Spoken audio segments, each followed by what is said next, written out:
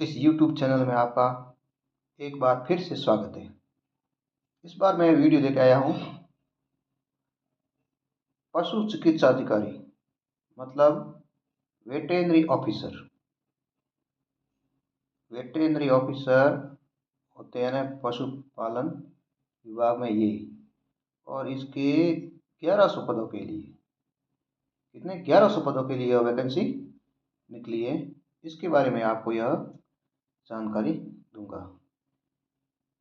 यह पशुपालन विभाग के लिए राजस्थान पशुपालन सेवा के नियम के अंतर्गत पशु चिकित्सा अधिकारी वेटेरिनरी ऑफिसर जो 1100 पदों के लिए यह भर्ती के लिए ऑनलाइन आवेदन आमंत्रित किए जाते हैं। तो यह ऑनलाइन आवेदन की वैकेंसी निकाली है और इसमें टोटल पोस्ट है 1100। कितनी? ये पूरी 1100 पोस्टें हैं और राजस्थान में। अब इस 1100 पोस्टों के लिए अलग अलग वर्ग, जैसे ये reservation, SC ST OBC MBC EWS, सबके लिए अलग अलग है। टोटल तो आपको बता दिया 1100 है।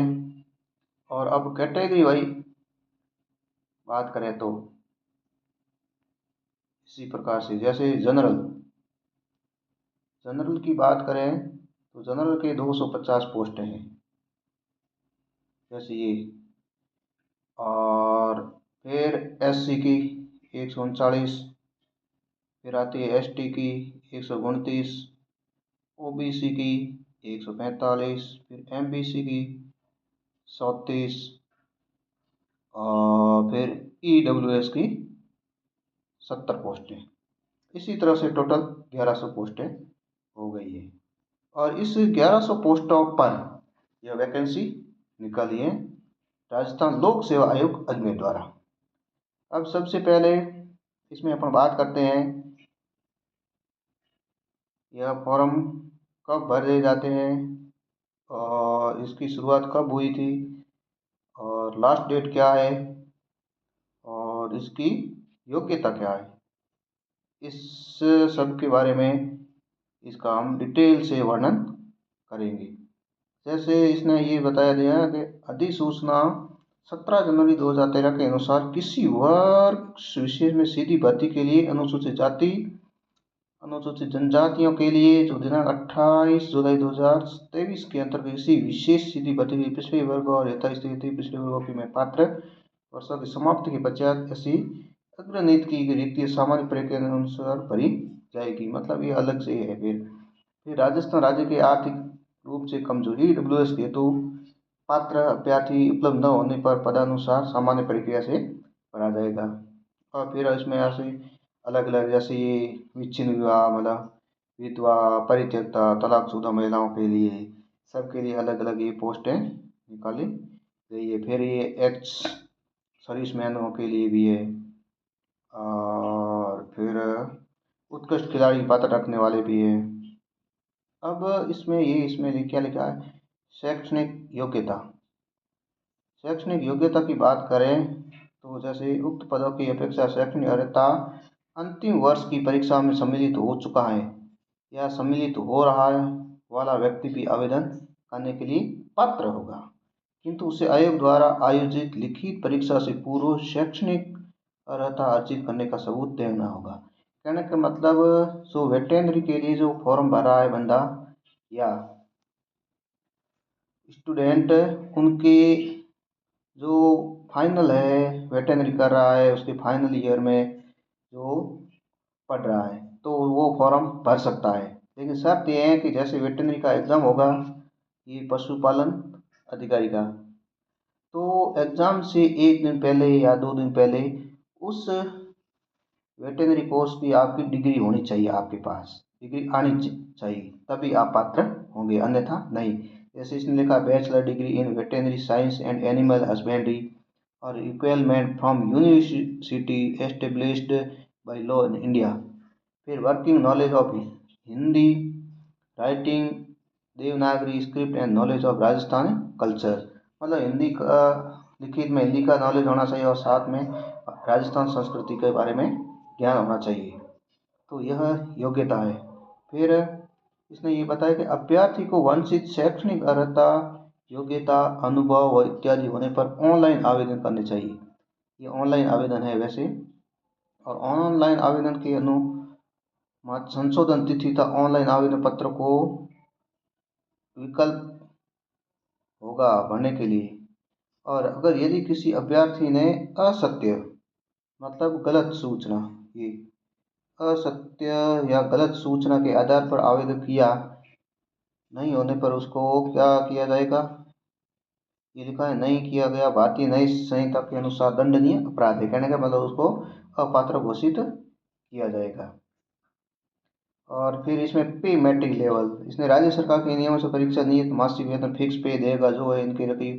फिर इसमें मेन चीज़ क्या है, इसने आयु क्या रखी है। आयु की बात करें तो जैसे ये आयु सीमा की बात करें तो ये दिनांक 1 जनवरी 2026 को न्यूनतम 20 वर्ष एवं अधिकतम 40 वर्ष होनी चाहिए और 40 वर्ष से ज़्यादा उम्र नहीं होनी चाहिए। फिर उक्त पद आयोग पूर्व 2019 विज्ञापन दिए गए जिनकी आयु की गणना आधार लिंक 1/1/2020 को रखा गया था और तब पश्चात उक्त पद हेतु विज्ञापन जारी नहीं किया था जो अभ्यर्थी की 1 जनवरी 2026 को अधिकतम आयु होती है। मतलब 1 जनवरी 2026 को कैंडिडेट 20 वर्ष का होना जरूरी है, तभी यह फॉर्म भर सकता है। और इसके प्रावधान आयु सीमा में निम्न 3 वर्ष की अतिरिक्त छूट दी गई है।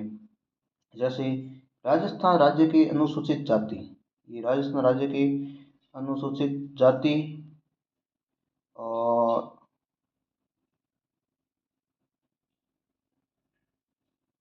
अनुसूचित जनजाति, अन्य पिछड़ा वर्ग, अति पिछड़ा वर्ग, आर्थिक रूप से कमजोर वर्ग की पुरुषार्थी के लिए 5 वर्ष की छूट दी गई है। जैसे ये 5 वर्ष की छूट दी गई इनके लिए।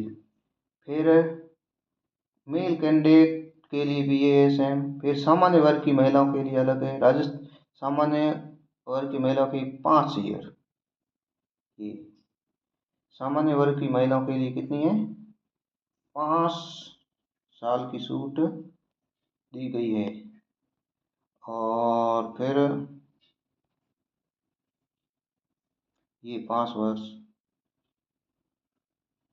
और राजस्थान राज्य की अनुसूचित जाति, अनुसूचित जनजाति, अन्य पिछड़ा वर्ग, अति पिछड़ा वर्ग, आर्थिक रूप से कमजोर वर्ग की महिला अभ्यर्थी को भी ये छूट दी गई है 10 वर्ष। बहुत ज़्यादा कहने का मतलब 40 वर्ष से ज़्यादा एज नहीं होनी चाहिए। विधवा और विच्छन विवाह महिलाओं के लिए अधिकतम आयु सीमा की कोई लिमिट नहीं है। और फिर अपवादी मामले में राज्य सरकार आयोग से परामर्श लेकर उपरिवर्णित ऊपरी आयु सीमा में 5 वर्ष की छूट दे सकती है। तो ये छूट के बारे में। फिर रिजर्वेशन अर्थात रक्षा सेवा कर्मचारी जो रिजर्व में ट्रांसफर किए गए हो उनके लिए भी ऊपरी आयु सीमा 50 वर्ष रहेगी। और फिर भूतपूर्व कैदी के मामले में ये सब फिर अलग अलग है। जो जिसके आता है वो इसको अच्छी सी तरह से पढ़ लेना धीरे धीरे स्केप करके। और फिर आयु सीमा वो आपने इसमें बता दिया है, 1/1/2026 से गणना होगी। और फिर इसमें आगे क्या लिखा है, इसने विभिन्न वर्गों श्रेणी होते हुए आयु सीमा छूट की हुई अधिकतम आयु सीमा कम आयु सीमा में छूट दी गई निष्प्रभावी मानी जाएगी। और फिर इसमें अब ये आयु की बात हो गई, योग्यता की भी बात हो गई। और फिर चयन प्रक्रिया कैसे, अभ्यर्थी का चयन लिखित परीक्षा के माध्यम से किया जाएगा। मतलब ये फॉर्म भरने के बाद में एक आपका लिखित एग्जाम होगा, उसे आयोग द्वारा उत्तर पुस्तिका में मूल्यांकन, स्केलिंग, मॉड्यूलेशन, नॉर्मलाइजेशन भी होगा। क्योंकि कैंडिडेट ज़्यादा होंगे तो आपको फिर नॉर्मलाइजेशन सिस्टम के द्वारा ये है, जैसे नॉर्मलाइजेशन होगा, सामान्यीकरण पद्धति अपनाई जाएगी और संबंधित सेवा नियम के 20 के अनुसार ही आयोग द्वारा ये उपयुक्त पाए गए अभ्यर्थी द्वारा नियुक्त प्राधिकार शासन अनुशंसित किए जो मेरिट के क्रम में अथवा जो मेरिट बनेगी उसके अकॉर्डिंग। फिर परीक्षा योजना और पाठ्यक्रम क्या रहेगा। परीक्षा वस्तुनिष्ठ रूप से ऑनलाइन या ऑफलाइन ली जाएगी। कोई भी सभी प्रश्न वस्तुनिष्ठ प्रकार के होंगे, मल्टीपल चॉइस टाइप क्वेश्चन के होंगे, मतलब ABCD ऐसे। और विस्तृत पाठ्यक्रम आयोग की वेबसाइट पर जारी कर दिया गया है। परीक्षा का स्थान और तिथि संबंध यथा समय सूचित किया जाएगा, मतलब यह आपको सूचना दी जाएगी बाद में इसमें। और अब इसने ये बताया है आवेदन कब से स्टार्ट है और कब तक है। जैसे ये दिनांक 5 जुलाई 2025 से, सॉरी 5 अगस्त 2025 से 3 सितंबर 2025 रात्रि 12 बजे तक यह आवेदन चलेंगे। और जिस किसी कैंडिडेट को भरना है वह 3/9/2025 से पहले पहले इस आवेदन को ध्यानपूर्वक भर दें, और फिर में कोई भी समस्या नहीं आए। फिर आवेदन की प्रक्रिया इसमें बताया। आवेदन प्रक्रिया जो उक्त पद है तो ऑनलाइन आवेदन पत्र भरने से सर्वप्रथम आयोग की वेबसाइट से पूरा देख लें, और उसमें उपलब्ध है भरने के लिए कि दिशा निर्देश, उसको पूरे ढंग से पढ़ ले। जैसे ये आवेदन करने के लिए वेबसाइट में दिया गया है। फिर यह फॉर्म अपने SSO ID से भरा हुआ, जो इसके सभी के लगभग बड़ी हुई है SSO ID, उसमें जाके ये फॉर्म भरा जाएगा। उसमें ये अभ्यर्थी का नाम, जन्म तिथि, शैक्षणिक परीक्षा, आधार कार्ड, बाकी सब ये डॉक्यूमेंट अपलोड करने होंगे। और SSO ID आधार पर ऑनलाइन आवेदन करना होगा। और जिस किसी के OTR नहीं किया हुआ वो भी OTR कर दे, उसके बाद ये फॉर्म भरा जाएगा। और फिर ये ऐसे SSO ID संबंधी है फॉर्म के यहाँ पर रजिस्ट्रेशन संबंधी ये पढ़ लेना। फिर अभ्यर्थी ऑनलाइन आवेदन भरते समय अपनी लाइव फोटो अपलोड करना होगा उसको, एकदम लाइव। और ऑनलाइन आवेदन पर सबमिट करने से पूर्व अपनी लाइव फोटो प्रीव्यू देकर फोटो की स्पष्टता सुनिश्चित करते हुए ऑनलाइन आवेदन पत्र को सबमिट करें। पहले उसको देखना पड़ेगा सही आया कि नहीं आया। और ऑनलाइन आवेदन करते समय हस्ताक्षर होना चाहिए। बाएं हाथ की अंगूठा निशानी की स्कैन फोटो को अपलोड करना अनिवार्य होगा। परीक्षा आयोजन द्वारा परीक्षा कक्षा में अभी जाकर की उपस्थिति अभ्यर्थी के द्वारा उपस्थिति पत्र अलग से अंगूठी निशान भी लगाई जाएगी। और अभ्यर्थी ऑनलाइन आवेदन के दौरान की दिनांक की नवीन फोटो, एकदम नया फोटो जो छपा कर साथ ले जाए, जो फॉर्म में भरा था वही फोटो साथ में ले जाए। और इसी तरह से फिर ये आगे बढ़ना। फिर अभ्यर्थी आवेदन अंतिम तिथि तक अर्जित की जा चुकी सभी शैक्षणिक योग्यता अनुभव विवरण पत्र में स्पष्ट एवं आवश्यक रूप से अंकित करें। और फिर ये आवेदन संबंधी इसमें ये कहना है जिस आवेदन करने के पश्चात आवेदन पत्र आवश्यक रूप से प्राप्त होगा। और यदि आवेदन पत्र क्रमांक अंकित प्राप्त नहीं हुआ तो इसका अर्थ है कि उसका आवेदन पत्र जमा नहीं हुआ है। आवेदन पत्र की प्रीव्यू को देखना पड़ेगा, फिर सबमिट माना जाएगा। और फिर आवेदन को ऑनलाइन आवेदन करते समय अगर किसी भी प्रकार की समस्या हो तो रिक्रूटमेंट पोर्टल पर दिए गए हेल्प डेस्क नंबर या ईमेल पर संपर्क कर सकते हैं। और फिर आगे क्या लिखा, आवेदन जिस श्रेणी के अंतर्गत आवेदन करने हेतु पात्र है या उसी श्रेणी में ऑनलाइन आवेदन करें या गलत सूचना देने या तथ्य छुपाने पर आयोग अभ्यर्थी पर डिबार सहित नियमानुसार कार्यवाही के लिए स्वतंत्र होगा। फिर इसमें आपकी कोई जिम्मेदारी नहीं होगी। और राजस्थान राज्य पिछड़ा वर्ग, ये इसके बारे में कमजोर वर्ग है, नए तो ऐसे आवेदक सामान्य वर्ग अंतर्गत है। इसके लिए राजस्थान राज्य के पिछड़ा वर्ग, अति पिछड़ा वर्ग की क्रीमी श्रेणी के आवेदक राजस्थान राज्य विभिन्न राज्यों की अनुसूचित जाति, मतलब राजस्थान के अलावा अलग कोई दूसरी राज्य की अनुसूचित जाति, जनजाति, बने पिछड़ा वर्ग ये आते हैं। आर्थिक रूप कमजोर है तो ये सभी आवेदक सामान्य वर्ग के अंतर्गत आएंगे। उसमें उसको कोई दूसरे राज्य वालों को इस राज्य में कोई रिजर्वेशन नहीं मिलेगा। अभ्यर्थी ऑनलाइन आवेदन पत्र भरने के पश्चात आवेदन पत्र की हार्ड कॉपी प्रिंट आवश्यक रूप से निकाले और अपने पास रख लें। अभ्यर्थी ऑनलाइन आवेदन पर भरने के पश्चात आयोग की वेबसाइट एग्जाम डैशबोर्ड का समय समय पर देखें, क्योंकि आयोग की परीक्षाओं भर्ती संबंधी सूचना आयोग की वेबसाइट पर अपलोड की जाती है और अलग से सूचना पत्र जारी नहीं किया जाता है। और फिर इसी तरह से ये पढ़ा है। फिर इसने क्या लिखा, अगर ऑनलाइन आवेदन पत्र में कोई भी गलती हो गई है तो उसके संबंधी क्या सूचना है कि ऑनलाइन आवेदन सबमिट किए जाने के पश्चात यदि आवेदन को किसी प्रकार की त्रुटि का पता लगता है कि मतलब ये मेरे फॉर्म भरते समय कोई भी गड़बड़ हो गया है, मतलब गलत डाटा सेव किया गया है, तो अभ्यर्थी ऑनलाइन आवेदन में OTR प्रोफाइल में दर्शाए गए स्वयं के नाम, पिता का नाम, जन्म तिथि लिंग या अतिरिक्त अन्य त्रुटि संशोधन नियमानुसार कर सकता है। और तथापि विज्ञापन में अंकित तिथि अवधि तक शैक्षणिक योग्यता अर्जित करना आवश्यक है, जो उसमें बताया। और फिर यदि अभ्यर्थी अपने ऑनलाइन आवेदन पत्र में संशोधित करना चाहता है तो आवेदन की अवधि के दौरान या आवेदन पत्र के अंतिम दिनांक के 50 मतलब 10 दिन के बाद या भीतर निर्धारित शुल्क ₹500 का ऑनलाइन भुगतान कर आवेदन पत्र में ऑनलाइन संशोधन करना होगा, जो कि वेबसाइट rpsc.rajasthan.government.in पर दिशा निर्देश कर सकता है। इसी के पश्चात किसी भी प्रकार का संशोधन स्वीकार्य नहीं किया जाएगा और ऐसी किसी भी त्रुटि का संपूर्ण दायित्व अभ्यर्थी का ही होगा। फिर आयोग द्वारा प्रथम घोषित परीक्षा आयोजन की तिथि 60 दिवस से पूर्व 7 दिन के लिए ऑनलाइन एडिट हेतु विकल्प खोला जाएगा, जिसके अंतर्गत अभ्यर्थी की फोटो, नाम, पिता, जन्म तिथि, लिंग अतिरिक्त संशोधन किए जा सकते हैं 7 दिन के लिए। मतलब आयोजन परीक्षा आयोजन की 7 दिन के पहले। तो ये भी फिर भी आप अपना फॉर्म भरो, तब आप स्पष्ट 1 या 2 3 बार देख के उसके बाद ही सबमिट करें। फिर OTR मतलब वन टाइम रजिस्ट्रेशन किए जाने के ऑनलाइन आवेदन संबंधी नाम, पिता के नाम, जन्म तिथि, लिंग किसी भी स्तर पर कोई भी संशोधन नहीं होगा। किसी प्रकार संशोधन के पश्चात अभ्यर्थी को SMS के माध्यम से सूचित किया जाएगा। संशोधन की पुष्टि OTP के माध्यम से। फिर सभी प्रकार अंतिम संशोधन 500 शुल्क निर्धारित है और आयोग द्वारा आयोजन के पश्चात किसी प्रकार त्रुटि सुधार नहीं किया जाएगा। और फिर ये अलग अलग जैसे पंजीयन की क्या राशि ये सामान्य आरक्षित पिछड़ा वर्ग की मिले अति पिछड़ा वर्ग की मिले अभ्यर्थी को 600 रुपये है। आरक्षित वर्ग मतलब अनुसूचित जाति, जनजाति, पिछड़ा वर्ग, अति पिछड़ा वर्ग, नॉन क्रीमी और आर्थिक रूप से कमजोर शहरी आदमी अभ्यर्थी के लिए 400 रुपये और दिव्यांगजन के लिए भी 400 रुपये रखे गए हैं।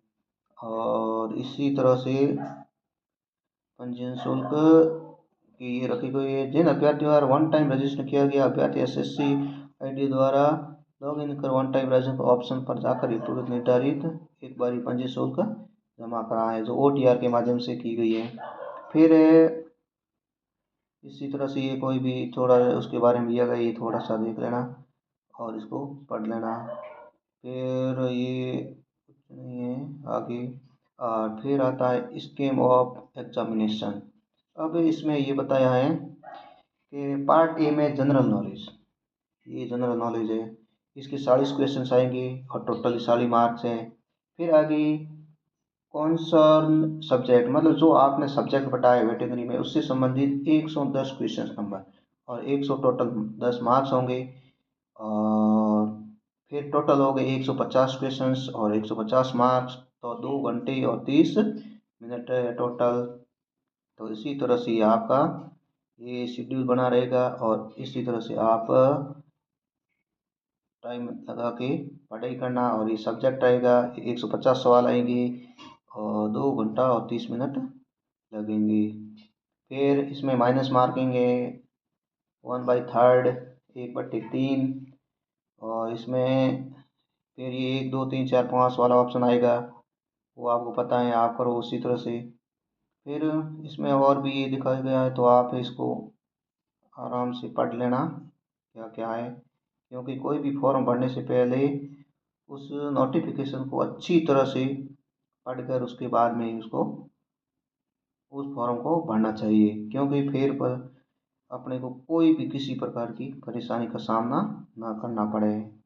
और फिर एग्ज़ाम ये हो जाएगा। उसके बाद में क्या है इसमें बहुत सारे हैं। तो इसी तरह से यह आपका विज्ञापन एक जारी हुआ था और इस विज्ञापन के जरिए मैंने आपको बताया इस फॉर्म कब भरना है, इसमें योग्यता क्या है और इसकी फीस क्या है और इसमें ये आपको सवाल कितने आएंगे वो भी सब बताया गया है, कितनी पोस्टें हैं उसके अकॉर्डिंग ये आप एक बार देख लेना। तो अगर यह वीडियो आपको अच्छा लगा है तो आप इसको आराम से देख सकते हैं और अगर आपको अच्छा लगा तो आप लाइक शेयर और सब्सक्राइब ज़रूर करें। धन्यवाद।